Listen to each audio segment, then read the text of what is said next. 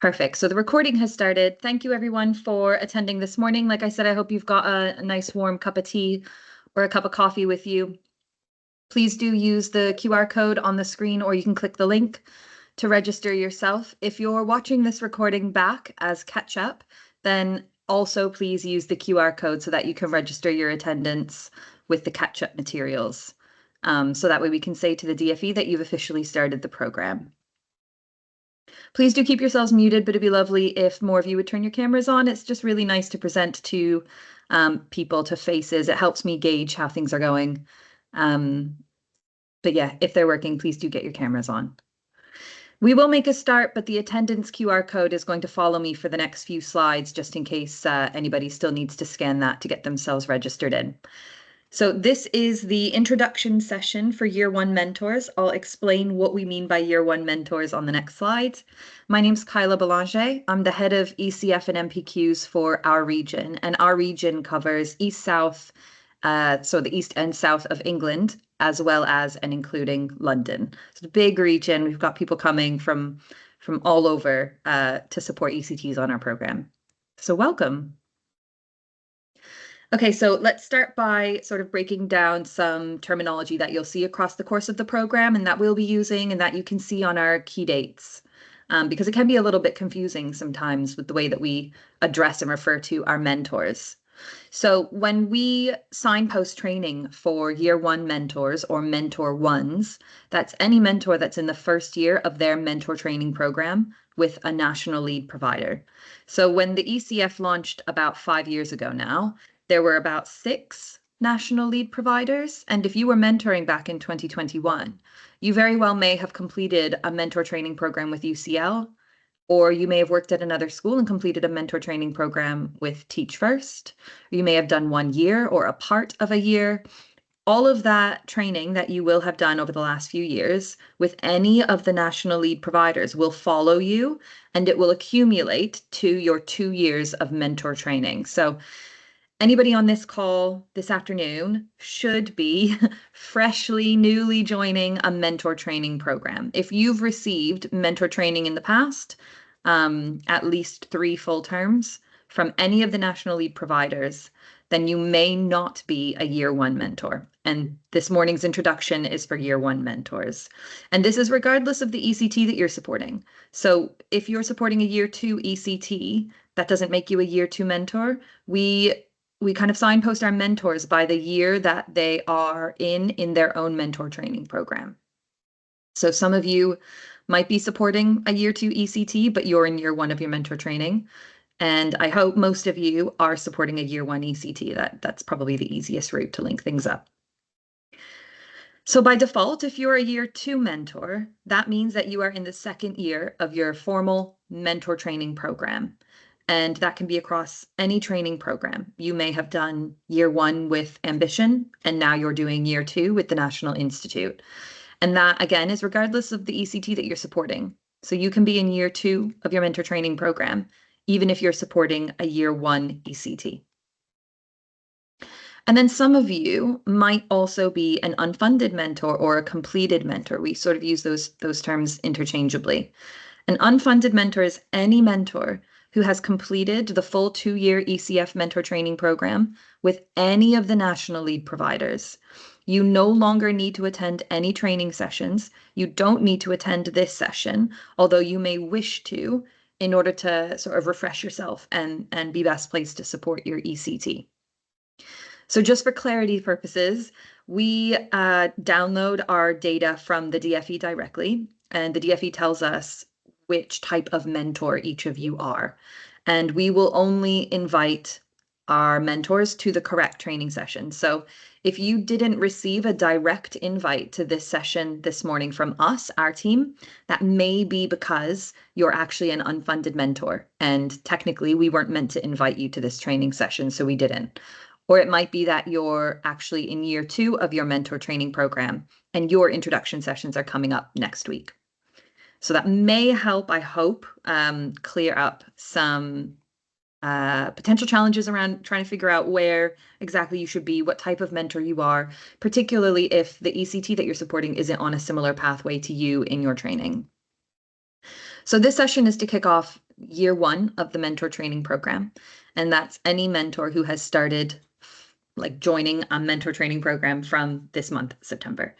And you guys are the very first group of mentors who are on the new reduced mentor training program. So you do not have 2 years of training to complete. You have 1 year. And by July, you will be signed off as an officially trained ECF mentor. You will no longer have to attend any training after this year. In this morning's session, we're going to talk about the program structure for ECTs and also for mentors. We'll talk a bit about the mentors' roles and responsibilities.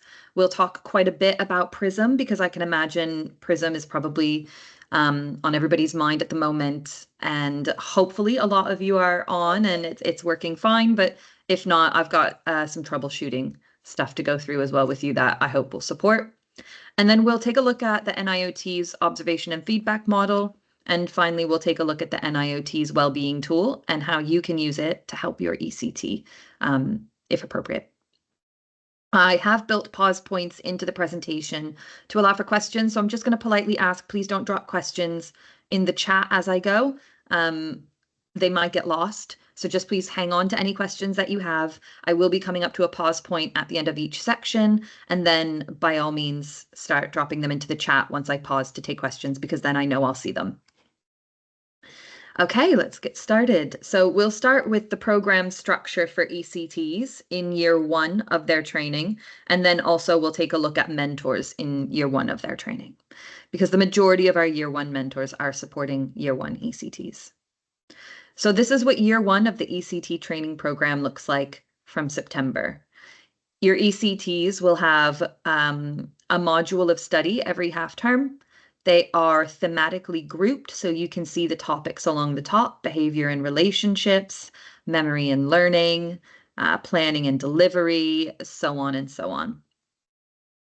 Every half term, your ECTs will start off in the first few weeks with a core self-study. That core self-study is the foundational learning that you would expect them to have learned in their ITE year, or to at least know related to that topic. So the core self-study is related to behavior and relationships this half term. It is sort of like a refresher or a top-up. It evens the playing field to make sure that our ECTs are all, regardless of their ITE programs, they're all at least starting this unit of study at the same place. And it allows us to check for their prior understanding, check for their learning, or maybe any gaps in their understanding of how to implement certain strategies. So that's what ECT should be doing over the first few weeks, is their core self-study. Once they finish that, they complete a diagnostic. The diagnostic is a 20-question multiple choice quiz. They complete it directly on PRISM. And that sort of identifies where they clearly do have secure understanding with some concepts around behavior and relationships, but also maybe where they might want to do further reading or further work with your mentors.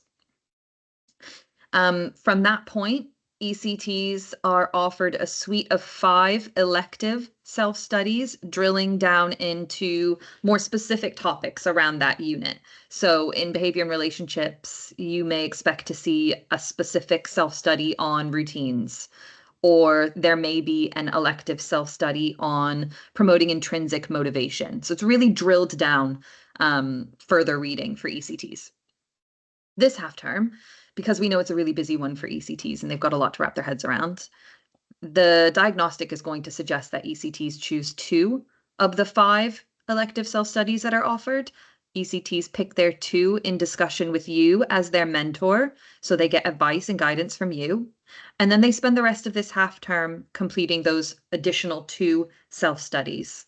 And those self-studies will top up their understanding, but it will really focus on showing them what implementation in the classroom looks like. So they'll have videos, they'll have case studies or examples, and it's all tailored to their phase. And if they're EYFS, or if you guys are working in a SEND school, it's tailored to your setting as well. So really specific and bespoke to the ECTs. After this half term, every other half term, ECTs will continue to be presented with 5 elective self-studies, and we ask that they choose 3, at least as a baseline. to engage with over the course of the half term. So it works out that they're doing a self-study about, I mean, they can do it every week, maybe every 2 weeks or so. Once per half term, ECTs will have an in-person training session, and that will be local to them within the community. And once every long term, ECTs will have a national expert webinar. So this is an online masterclass style webinar that's run nationally by an expert across education. So last year we had Kate Jones running one on retrieval practice, which got great feedback. We had Alex Quigley running one on literacy, Tom Bennett running one on behavior. So do keep an eye out for those. We invite our mentors to the national expert webinars as well, because like schools would pay a lot of money to get someone like Kate Jones or Alex Quigley or Tom Bennett into the school to deliver CPD. And we've got them and they're delivering a webinar. So we might as well share the link as broadly as we can to our schools. So mentors will be invited as well. You can attend if you want to, but it's entirely optional for you. So this is what year one for ECTs looks like this year.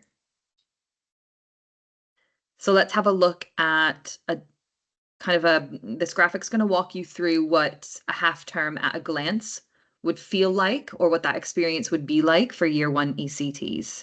So again, all ECTs start off with the same core self-study. That core self-study is like the foundational learning around that topic. It's there to even the playing field, to check for any maybe misconceptions or gaps in their learning from their ITE year.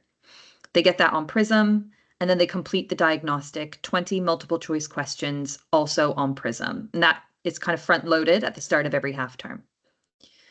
From there, there's an optional 5 like elective self-studies, but we are asking that they choose 3, with the exception of this half term. We're only asking that they choose 2 this half term because this one's a busy one. The diagnostic will nudge them towards the self-studies that they should pick, but it will also very clearly say that they should be making their decision in conversation and guidance with their mentor. So you guys will play a role in supporting them to figure out which aspects of their practice they should be sort of investigating further or investing a bit more time on in their ECT time across the half term. If you're supporting a year one ECT, we want mentors to be dropping in on ECTs as often as and regularly as would allow. So we do ask that our year one mentors drop in on year one ECTs every week. These drop-ins are really informal and they should be really bite-sized. So we say 15 minutes, but nobody's there with a watch, timing you and making sure that you're in there for 15 minutes. We just want you to see a snapshot of your ECT's teaching practice. So that might be the first 5 minutes of a lesson to be able to give your ECT feedback on how they've started a lesson. Or it might be a 10-minute transition period in a lesson so that you can give ECT feedback on that.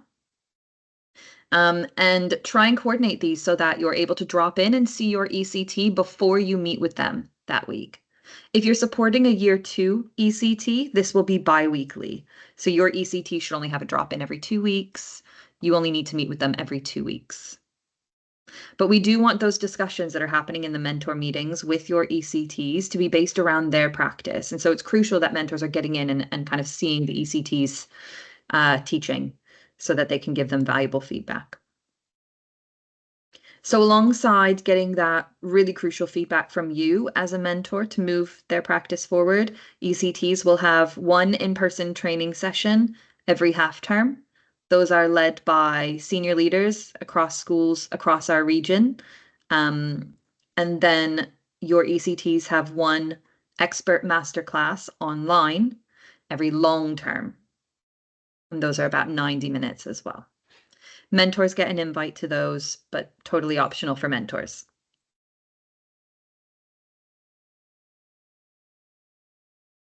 So that's sort of how a half term at a glance plays out for year one ECTs.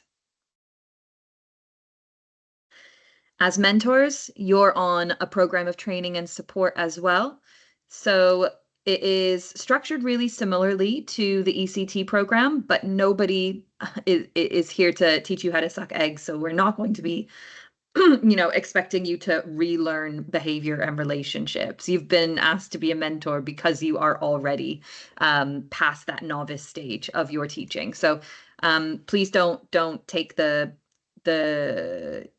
like the unit topics as in a patronizing way. They're just there to sort of position yourself in relation to the year one ECT program. But every half term or so is organized into modules for mentors as well.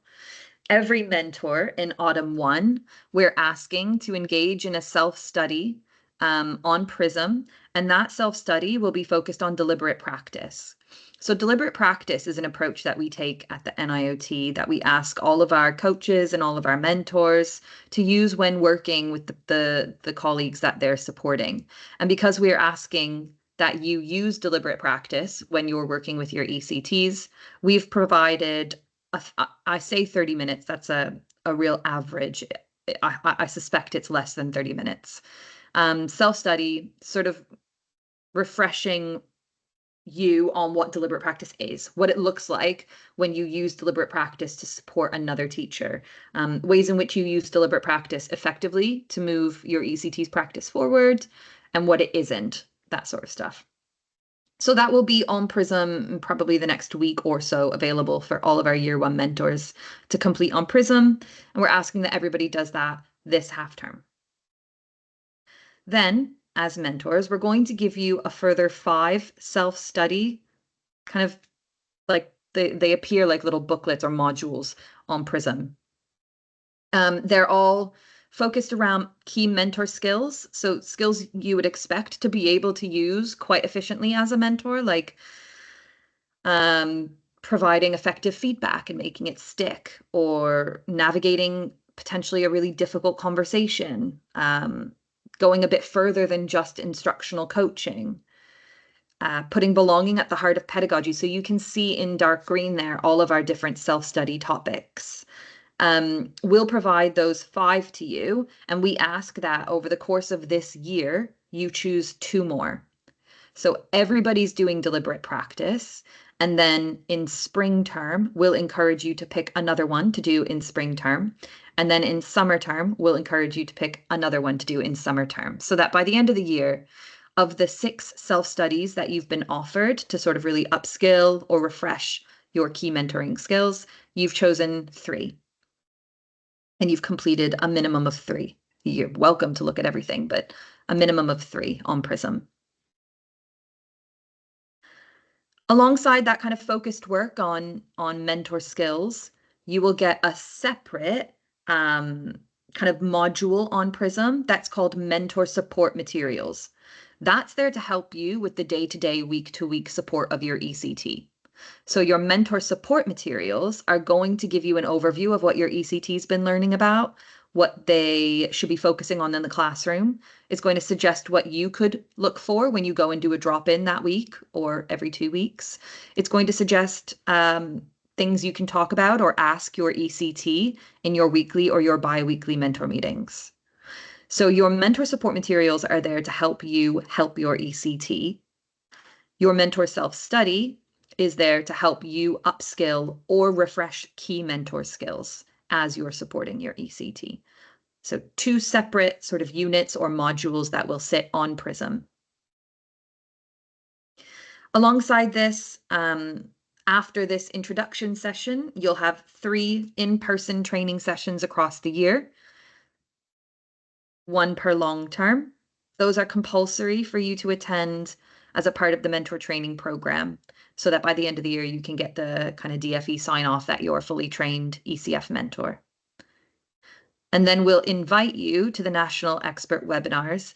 Those are compulsory for your ECTs, but it's an optional invite for you for those national expert webinars. You'll get the invite. It'll say very clearly on it that it's optional. You don't need to attend if you don't want to. Okay, I think I've given a bit of a comprehensive overview of what your program looks like this year. I will stop talking. I will take a big gulp of my coffee now, and I'll give you about a minute or 2 to have a read of the quotation that's up on the screen.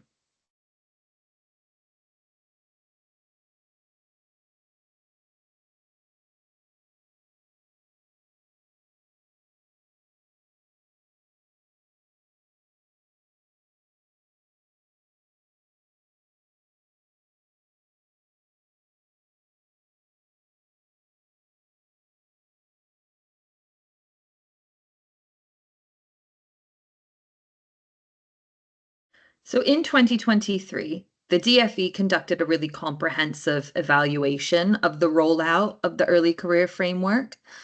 And in their evaluation, they surveyed loads of ECTs from across the country. They also surveyed mentors as well and induction tutors and school leaders.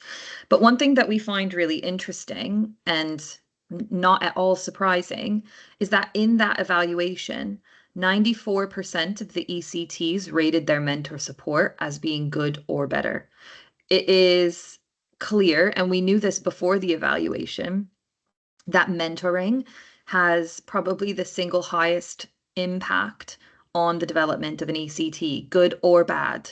Um, and that just became evidenced through the DFE's evaluation. So I'd encourage you, if you're interested, you can just search evaluation of the national rollout of ECF, and you'll be able to see the DFE's paper on that. It's actually quite interesting to see what ECTs and mentors said. And there's some suggestions about ways in which the ECF can be rolled out effectively in schools. But what it really highlighted is that the mentor's role is really highly regarded by ECTs. And you can see here that it's pivotal to their progress. They say that it is pivotal to their progress. So we knew this all along, but you're extremely important in the role that you're doing, and it's really valuable. So the next section that we're going to look at will yes cover a mentor's roles and responsibilities, but it's also just going to highlight what we know great mentors are doing anyways, because the ECTs have told us that in our feedback forms and in things like this DFE evaluation. So as previously said, we want our mentors to be seeing our ECTs teach regularly. That's not a formal observation. We're not expecting you to write it up in any sort of way. We're not expecting you to do paperwork. We're not expecting you to report that you have done your drop-ins. We just want you to use them because we all know, as a group of practitioners, that in order to give your ECTs effective feedback to move their practice forward, you have to be seeing what they're doing in the classroom relatively regularly. And so the ask is that you, if you're supporting a year one ECT, you drop in weekly. If you're supporting a year two ECT, bi-weekly. And then you have a weekly or a bi-weekly meeting with them. And that meeting is to give them feedback on the drop-in and to move their practice forward. So it's not an admin meeting to check in on their marking, although sometimes that's also probably necessary. I would just say it's not necessary to do it for the whole time. We've put the timing of 60 minutes up there, but that's actually quite flexible down to your school. I don't know how long your periods are. The secondary school I used to work at, when I first started, they had 40-minute lessons. So that would have been the length of our meeting because that was the structure of the school timetable. So that's kind of bespoke to your circumstances. With your Mentor Prism accounts, you'll be able to see at a glance your ECT's progress and their engagement on their self-study. So check in. If you see clearly that your ECT hasn't really completed any self-study and we're a few weeks to go to the end of a half term, that's potentially an issue. They're missing opportunities to upskill, to embed, to focus on implementing key skills and improving. So check in. We provide you with mentor support materials every half term. They are a really quick skim read. They're meant to be a really quick skim read because it's a high level overview of what your ECT is learning that week or those 2 weeks. So do check in on your mentor support materials before you're scheduled to meet with your ECT, because that will give you a clue as to what they're doing and what you can talk about with your ECT when you meet with them. It sort of helps guide your meetings. And then the mentor introduction materials that are on Prism will cover this in more detail, but the NIOT have a kind of a really specific observation and feedback model that we ask our mentors to use and follow. And so we'll just recap what that looks like a little bit later in today's session. But we do ask that you follow the feedback model when meeting with your ECT, and the intent there is that it moves their practice forward. When you're putting mentor meeting notes on Prism, the kind of fields for that on Prism are structured to remind you of the different stages of the feedback model. So you get a lot of scaffolding for that as well. Always escalate any concerns that you might have to your induction tutor. Your induction tutor has the statutory responsibility to ensure that your ECTs are getting a good and fair induction experience. So if there's any concerns at all and you think your ECT needs additional support, escalate to the induction tutor. Can I just get a quick show of hands? I think hopefully we all know how to click the raise hand button. Is anybody in this call an induction tutor and a mentor? Just click the raise hand button. I'm seeing 1, 2, just a few. Oh, 3. Okay, so there's a few. So if you hold that dual role, it's so important, and potentially the appropriate body team have already mentioned this to you, but it's so important that you have very clearly different hats on at different times. So if you're meeting with your ECT weekly or bi-weekly, it's very clear that you're in that supportive mentoring role. You're not there to make judgments on their teaching. You're just there to give them guidance and help move them forward. But when you're doing formal lesson observations or when you're writing up their termly assessment reports, you're wearing a different hat and you are there to make evaluations and judgments on the quality of their teaching against the teacher standards. So you've got to have two very different hats on at different times. And that should be clear to the ECT as well. The ECT should know when they're meeting with you on a weekly basis, it's a bit more casual and it's just focused on their development. But I fully appreciate that those lines can get blurry sometimes, which is why the DFE really does recommend, wherever possible, induction tutor and mentor are two separate people. Just not always possible. We get that. And then finally, you're on your own mentor training program. So I mean, I'll just put it a bit frank. You have to engage in order to be signed off at the end of the program. So it's not enough to just be a great mentor on the mentor training program. That's crucial. That's probably the most important of your responsibilities. But to get the sort of sign off at the end of the 1-year training program, that you have to attend your 3 in-person training sessions. You have to complete 3 self-studies as a minimum across the year. And then all of that will be recorded to the DFE. And at the end of it, you'll get your sign off. Okay, I'm going to transition to PRISM now. So I appreciate in yesterday's meeting, there were loads of questions about PRISM. And by the end of my PRISM section, there were no questions about PRISM. So if you have a question about PRISM, about the online learning platform, or any problems with it, pin them. Does anybody have any questions at this point about the training program, about what you're being asked to do as a mentor, about what your ECTs are doing? You can pop it in the chat or you can come off mute. We're a smaller group this morning. It's just about knowing if I'm an unfunded mentor or not, if I have to be here. So I didn't get the link. I got passed a link through our induction tutor. Mm-hmm. So do I need to be on this? I'm a little bit confused.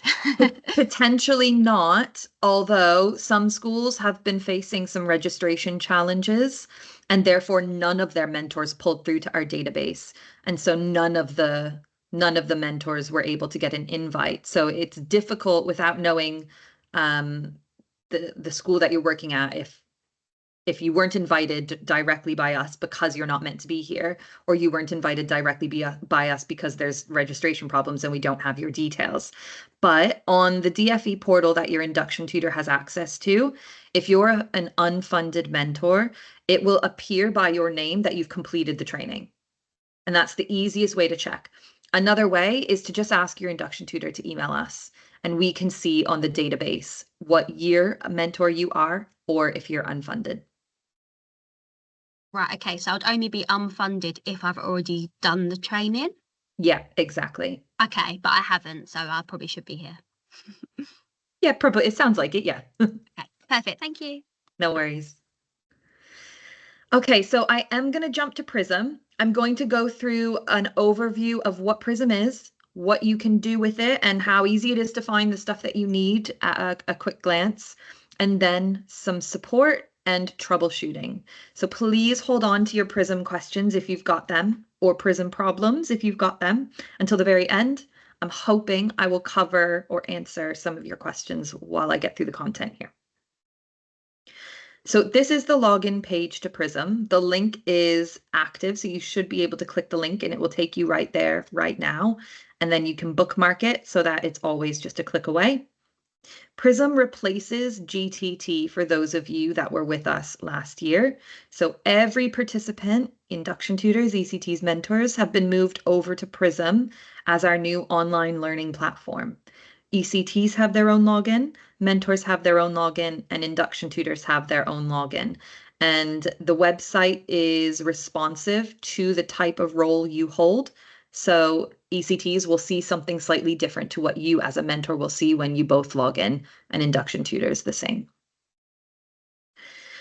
Prism accounts are only created by pulling data off of the DFE platform. Induction tutors are the only people at your school with access to the DFE platform. It's the induction tutor's responsibility to get onto the DFE platform and register their ECTs and register their mentors and pair them up. And then within 24 hours of that happening, we will pull data from the DFE and use that to create Prism accounts. So it can take about, I would say up to 48 hours this time of year because things are a bit busy, but within 1 to 2 days of an induction tutor adding you to the DFE platform, you will have a Prism account. You use Prism to access your mentor support materials, to access your self-study, to record your ECT and mentor meetings. So log them as you're meeting with your ECT. You can log what you guys are talking about live. And if you do happen to miss a training session, like if you're unwell and you're not at work, we obviously don't expect you to come to training on that day. So if you do miss a training session, recordings will be put onto Prism for you to watch afterwards. This is what Prism looks like as a mentor when you log in. So I've identified 3 different areas that I want to talk about first. The first one is the navigation panel to the left, so within that red box on the left. You can see only 3 things to click on. Your dashboard, which is your main homepage, so that's where you are right now, your ECTs, and self-study. So self-study is where you'll be able to find your mentor self-study on deliberate practice this half term, as well as your mentor support materials. Your ECTs, that section titled Your ECTs, that's where you'll be able to find like a list of any ECTs that you're supporting this year. If you're supporting multiple, they should all be there. And you click on each individual ECT and it can take you to your shared workspace where you can log a meeting and record a meeting, or you can see from your ECTs section what your ECTs are engaging with and if they're completing it and all of that. So that's sort of your first point of call, your navigation panel there. There have been a few glitches, as with any new software that's launching on a national scale. So I was told yesterday that for some mentors, the deliberate practice self-study might not be there.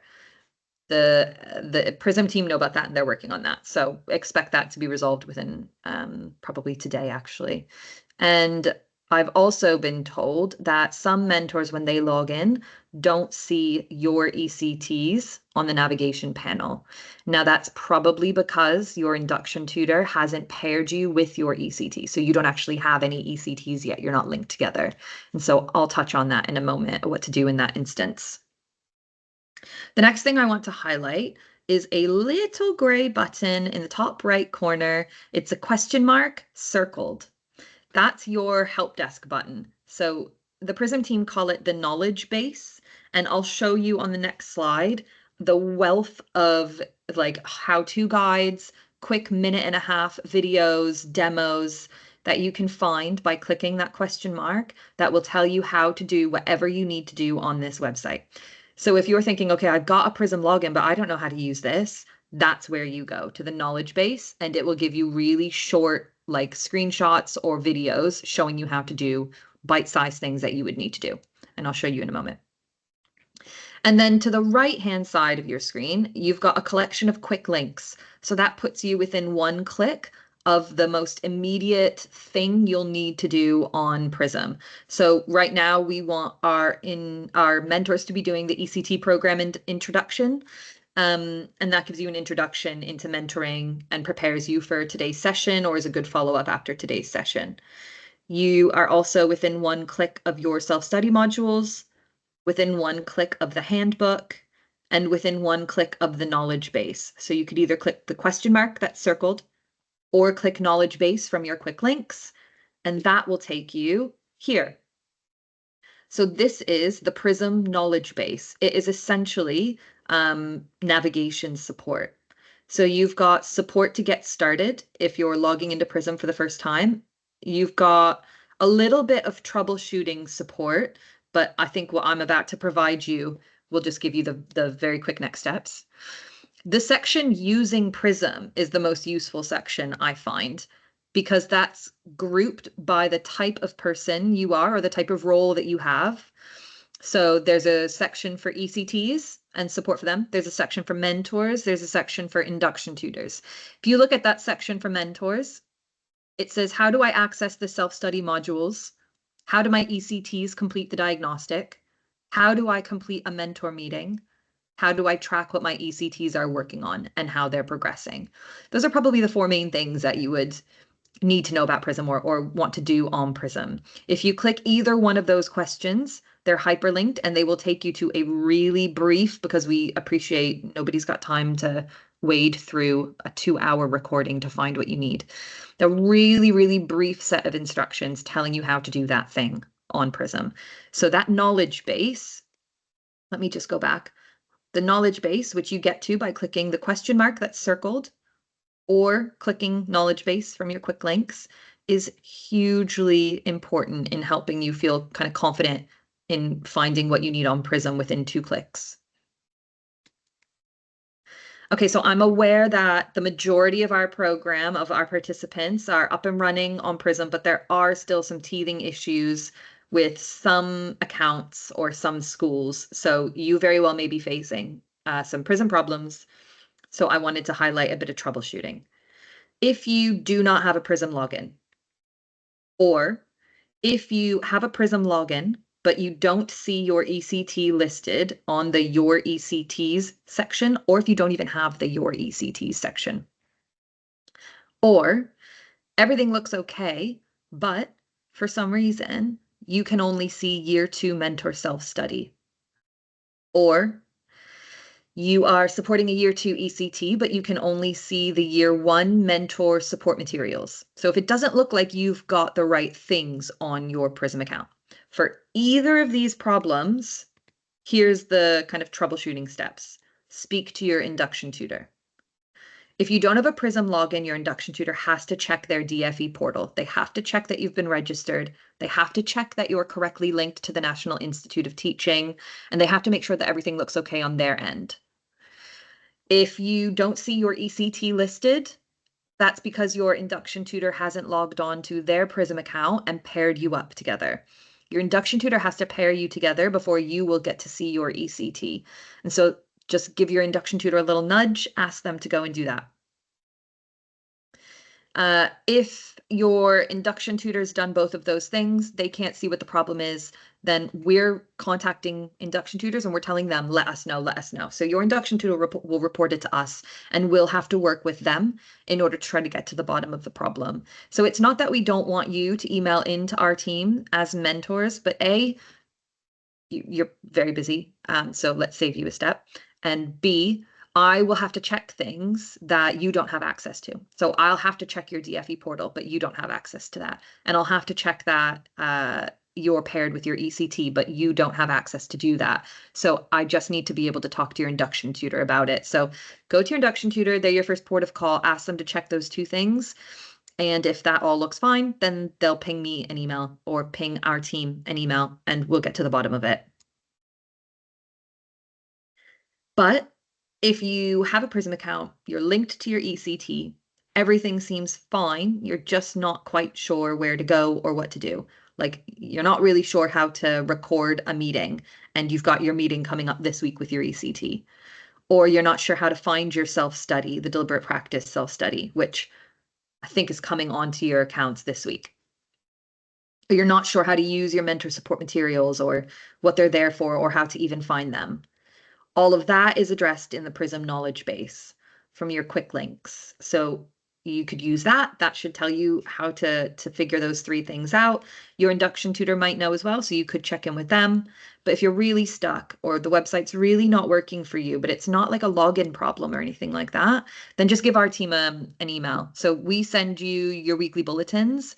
So you should have our email address from that, but I've put it up on the screen as well in case you need to get in touch with us about anything. Thanks, Carrie.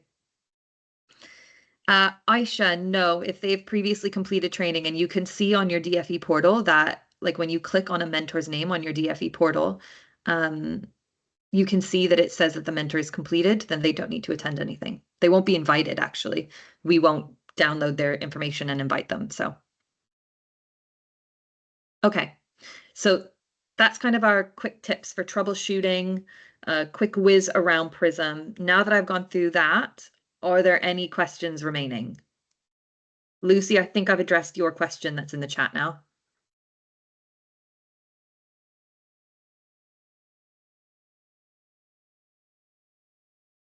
Hey, I'm going to take this as a good sign.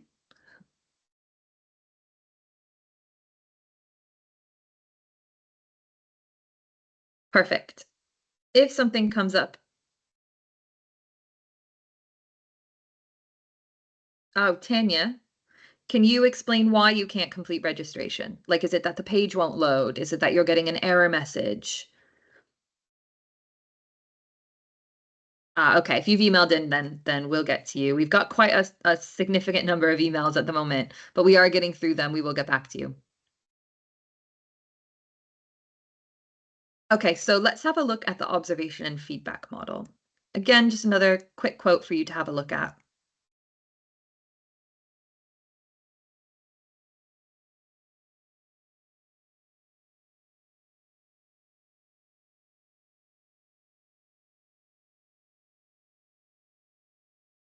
Just a quick show of hands, click the raise button. Has anybody read Leverage Leadership by Paul Bambrick Santoyo or parts of it? It's really good. If you're in middle senior leadership or want to be in middle or senior leadership, I'd recommend. It's a bit old now, which is bizarre because I'm sure 2018 was yesterday. But it is a really good book, especially for those of you that want to go down the route of supporting other colleagues. Leverage Leadership is a really good guide for that. So one of the things that Paul Bambrick Santoyo says in Leverage Leadership, or I suppose highlights in Leverage Leadership, is the incredible value of providing a teacher with feedback to move their practice forward. And that's nothing new. I think as a group of practitioners, we all know that, feedback and frequent feedback will help move somebody forward. Ironically, as a group of practitioners who are mentors, I would be willing to bet that as a group, we have received feedback the least over the years because it really does taper off, doesn't it? Outside of your ECT years, you're not getting that sort of frequent feedback from other colleagues on the quality of your teaching and in a way that helps move you forward. I'm not talking about performance management or like learning walks. I'm saying somebody came into your lesson to give you feedback to move your practice forward. And so knowing that, at the NIOT, we draw on a range of research and evidence when developing the model we want our mentors to use uh, to support their ECTs. And so that model is on the screen now. And it sort of is rooted in the work of Doug Lemov, Teach Like a Champion. I'm sure you've probably heard of or interacted with Teach Like a Champion, but also Bambrick Santoyo's work around moving practice forward. So this is our observation and feedback model. And it's the model that we ask our mentors to use when giving feedback and meeting with their ECTs. So we would want you to praise the ECT strengths. Obvious why we would want you to start the meeting off like that. Probe for areas for development, set precise action steps, plan based on those action steps, practice based on that plan, and that's where you would be implementing deliberate practice, and then schedule a follow-up. So it's our 6-step observation and feedback model sort of loosely based around the work of Bambrick Santoyo, like I said, Doug Lemov, and really similar to Teach First. For anybody who's been like a Teach First ITE mentor or has come through Teach First, you've probably been on the receiving end of something similar to this. So let's break it down a little bit. The first step, praise strengths. When you do this for the first time, obviously you're going to praise what you see, but then as you move on and kind of across the year with your ECT, ideally, your praise should be linked to their previous action step. And that sort of just creates your cycle of observation, feedback, moving them forward, observation, feedback, moving them forward. And it recognizes where the ECTs have acted on feedback, and it'll support them to embed the feedback into their practice. And so in a similar way to what we know about using praise effectively with children or with the students in our class, it should focus on a really specific behavior or action at a precise moment in the lesson. So as specific as possible with that praise. And crucially, as mentors, we understand often why things in the classroom might work in a way that ECTs aren't always able to articulate the why behind something. So really important at this point to encourage ECTs to think about why something went well. What did they do? Why did that work? And get them to think about it a little bit deeper. And that will help develop your ECT's mental model of expert teaching, because it's getting them to like really break down the steps behind something that's successful, and getting them to articulate it will help bring it to the surface a bit more.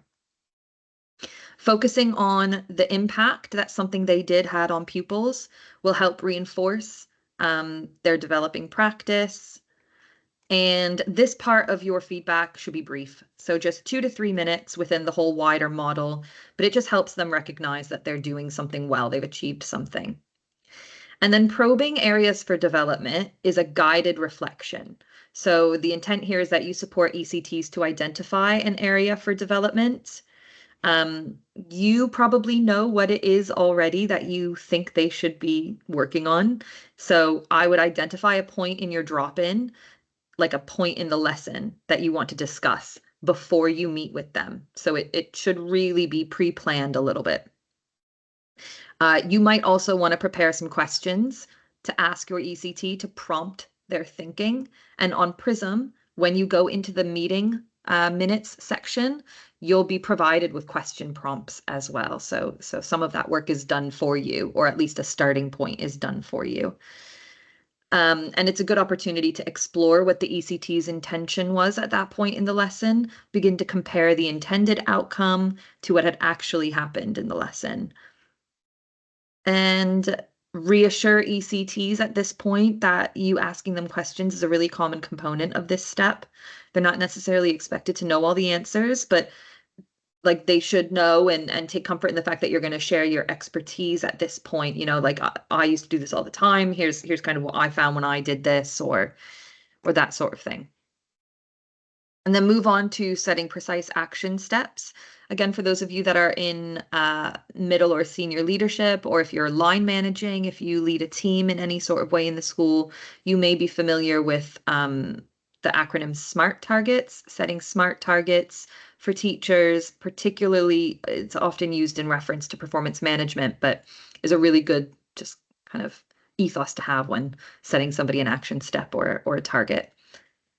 So kind of our points to keep in mind when setting precise action steps for your ECTs is to set the highest leverage action step possible. Bambrick Santoyo writes a lot about highest leverage action points, and that is essentially, will this help the teacher develop quickly and most effectively to impact pupil progress? What will have the highest leverage on impacting pupil progress? What bite-sized step can they achieve quickly? Let's work on that. The action step that you set them should be observable. It should be practicable. It should be bite-sized. It should focus often on how, not just what. So provide ECTs with guidance on how the action step can be implemented rather than just telling them what to do. Explain to them how they will do it. And then if they're unsure at this point, they should definitely ask you some questions. It should be definitely like a dialogue here at this stage because the ECT needs to have a real clear picture of what they're working on over the next week or 2 weeks. And then in this next stage, you won't just leave your ECT with your feedback and their action step. You will actually plan with them how they're going to implement it. So it may be that you're identifying together a success criteria. It may be that you're just having a general discussion, like what would this actually look like successfully in the classroom? What will the students be doing so that you know that this is successful in the classroom? And the action step that you guys you plan together may include modeling. I've done loads of I used to love doing role play with my ECTs when I was mentoring. Like I loved sitting down at the desk and being the naughty student or shouting out in role and having them practice uh, like applying warm strict or practice non-invasive behavior management strategies. So that part of kind of your session with your ECT is crucial. You want to provide your ECT with as many opportunities to practice something in a safe space and get your guided expert feedback before they do it in front of. So I'm a secondary school teacher. So my ECTs were always doing something for the first time in front of teenagers, and that's terrifying. Because nobody is more brutally honest than teenagers. Although I bet our primary colleagues are sat here thinking, well, but you've not done something in front of a 7-year-old. um, but yeah, you want to provide your ECT with opportunities to do stuff in a safe space. And so the practice is crucial, which is again why we're asking all of our mentors this half term to do a bit of a refresher or a crash course on deliberate practice, because this is where you will conduct deliberate practice. So you actually do it with them or you co-construct. It might be that you're co-constructing a model answer together or you're preparing a model that the ECT is going to deliver in the next lesson. It might be that you're getting the ECT to go through live modeling in front of you so that they can practice it out. It might be that you're role playing like I did, getting the ECT to de-escalate behavior in front of you before they do it in front of the children. And then, oops, I skipped the last one, follow-up. So you would plan a follow-up to help the ECTs embed actions into practice. So you might say, right, so you're going to work on X this week with these classes. You're going to really think about Y. And by next week, I'll drop into your lesson on Monday morning. I'll pop in for that like little 10-minute window of time and let's see how that's going. And we'll just keep chipping away at it. The idea here isn't always that you're setting a brand new target for your ECT every week.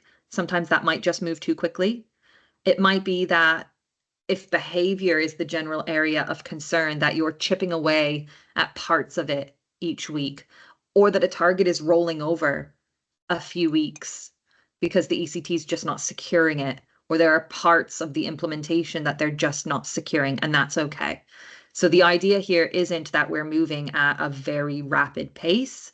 It's that we're constantly giving the ECT support and guidance to be moving forward at a pace that's appropriate for them. And then the last thing I wanted to mention was the NIOT's well-being tool. So I'm just going to give a moment because the animation is going to cover this up.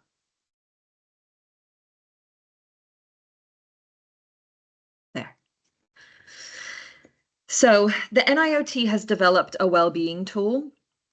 The well-being tool is for ECTs, and the idea is that it will sit on Prism. So the Prism team have paused going live with the well-being tool until we are certain that some of the glitches are out of the way and that everybody is on Prism and having a good experience so far.